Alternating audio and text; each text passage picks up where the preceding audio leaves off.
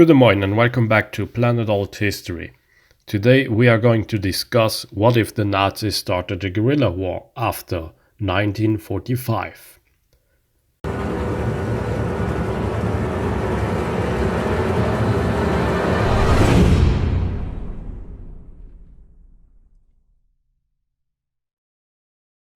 It was pretty clear that Germany and the other Axis powers would lose around 1943. Some people even say that attacking the Soviets already in 1941 was their doom, and others would claim that the Axis had no way whatsoever to win World War II. This video is not a video of how the Axis would win World War II, nope. This video will discuss another topic, how one of the Axis powers would prepare, not for their supposed victory, but for their defeat. Now, most people would say that the Nazis would never do that, and that Hitler was convinced that Germany would win until 2 days before his suicide. But there are a few points I would like to mention.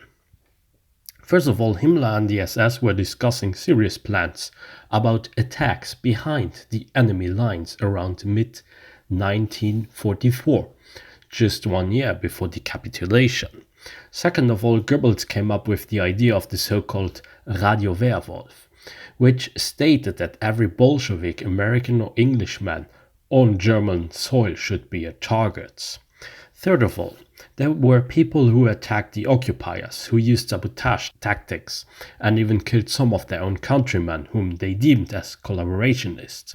The whole werewolf idea was not really fleshed out, and supporting such an idea would mean that one would admit that Germany could be beaten. And if you were someone in the high ranks and admitted that, well, Hitler would have you executed for treason or so. And let's also not forget that Karl Dönitz prohibited werewolf actions, and he said that they would be illegal, which took further legitimacy away from the supposed Nazi resistance movements. Additionally, we could also state that the population was already too tired of the whole war and not prepared enough to continue a guerrilla war. Although the Americans, they were afraid of the Alpine fortress, hence why they moved very quickly over to the Alps in order to prevent a good base for potential Nazi resistance movement.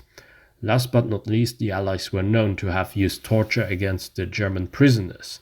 The Soviets, they were of course the most brutal, and having suffered mostly during World War II, but the Brits and the Americans, they weren't angels neither. The lack of legitimacy, the lack of concrete plans, the risk for harsh punishments, as well as the Americans moving quickly to take the Alps, made the whole idea somewhat unappealing. But what if all of that changed? What if the Nazis started a guerrilla war after 1945? Let's assume that in this timeline the attacks behind enemy lines would be developed even further. The Operation Werwolf would be considered more seriously by the SS. Especially Heinrich Himmler, and together with Goebbels, the Werwolf would not become a propaganda tool, but a new organization. Hitler and the other Nazis would not punish them either, because their subordinates would rephrase it, saying that it would be a good tactic to reconquer lost lands, or that the fight against Bolshevism must continue in every single possible way. It would be a far stretch, but I could see that happening. Resources of Germany were almost gone by 1944, and it was clear that Germans might lose eventually. With the Operation Werwolf in full swing, some divisions of the Wehrmacht could be sent to another area, and it's possible that the Germans would just abandon parts of Norway, Latvia way earlier.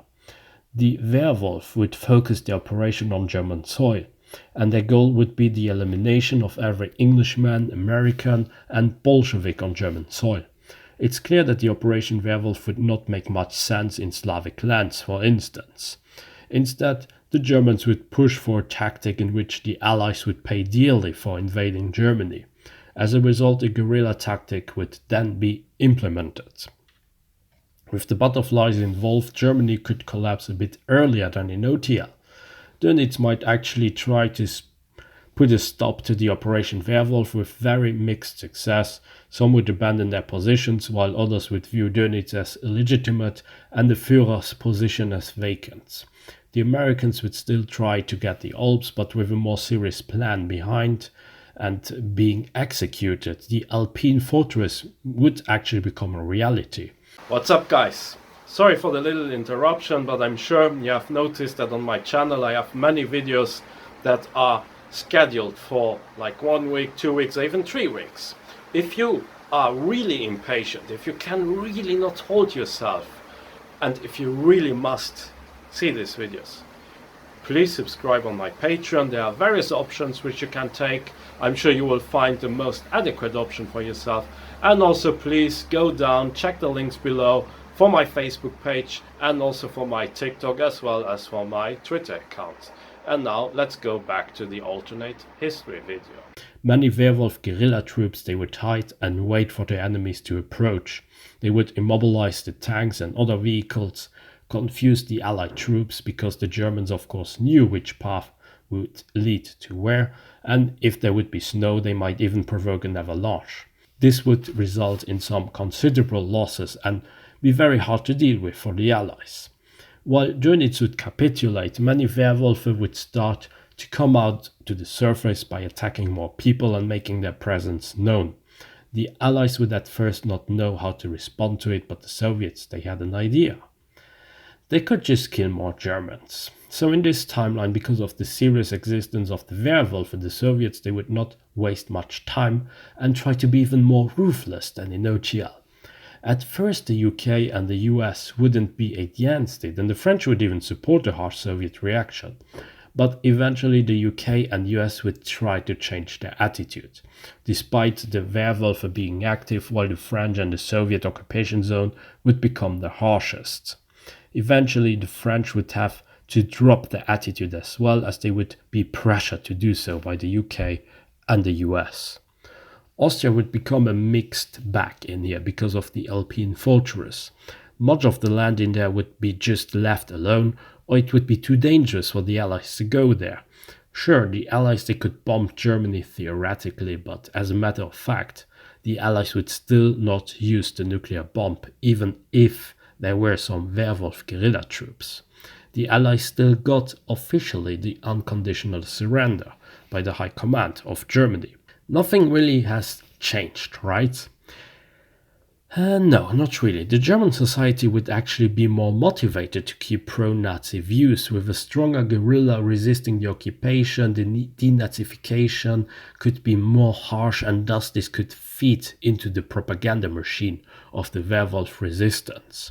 The same would be true for the Soviets. The Soviets, especially after the raid in Berlin, would now really be seen as monsters by the Germans, and even people who were initially tired of the war and had no sympathies for the Nazis would actually start to believe the propaganda. The main areas where the werewolf guerrilla division they would operate would be the Alps, the Czech-German border, even in Czechoslovakia, and probably also around Baden-Württemberg and Rheinland-Pfalz. Mostly forests, mountains, hills and dense urban areas, so probably some attacks in the rural area could also happen. The population would resist the occupiers, and yes, the Allies and even the Soviets could go around and kill some more people. However, we would face a situation way bigger than what we have in other areas of the world. Germany would then become Europe's Afghanistan. Only that instead of Islamic fanatic fighters, we would have fanatic Nazi fighters. Some governmental areas, liberal areas or flat areas, they would be considered free and part of the new Germany, but the other parts, they would see themselves as the continuation of the Third Reich. The Cold War may actually never really start or turn out to be a sideshow. While the superpowers would pour money, material and equipment into their occupation force, when eventually people back at home, they would get sick of it and demand their boys to come back home and let the Germans be. Europe would never be as it is in OTL. Yes, we could perhaps see Benelux, France, UK and even Italy establishing something on their own, some other type of European Union. But the German puppet governments, they would fall within days, and thanks to the werewolf resistance, the Nazi party would make a return, although in a weakened state, sponsoring all kinds of national socialist terrorist groups across the world. And that's where we leave it for now. That's it for today. I hope you enjoyed my video. Be sure to like and subscribe, leave a comment, support me also on Patreon, and join my forum, forum.planetalthistory.ga. Until next time on Planet Alt History.